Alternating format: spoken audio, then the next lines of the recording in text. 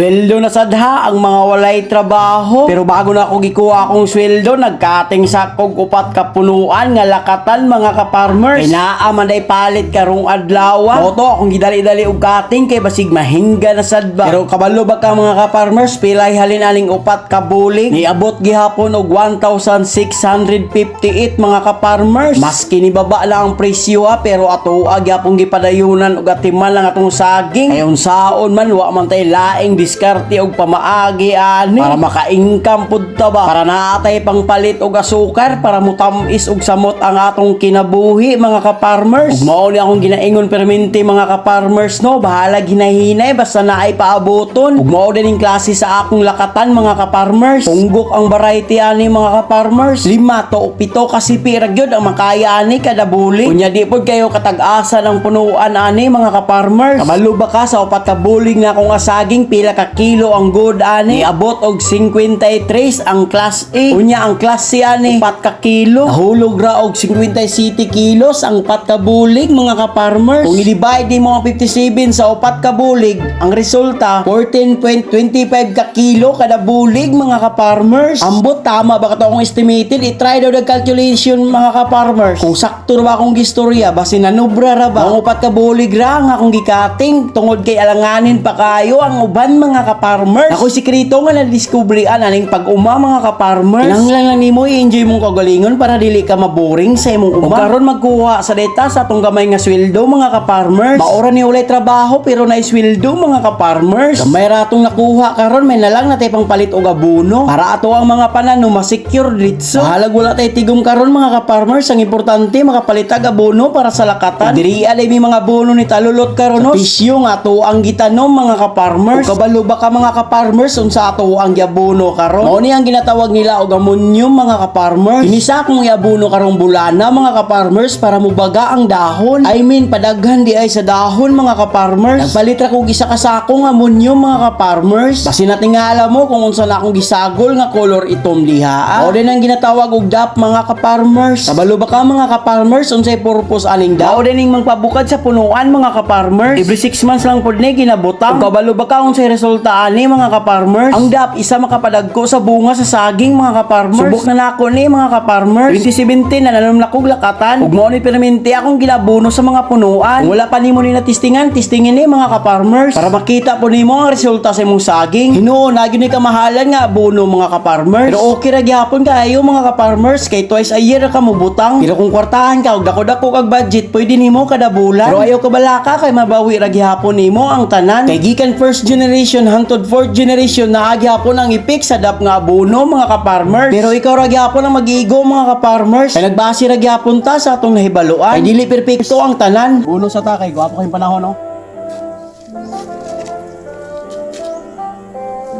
Para nana ra pagkabono para dali.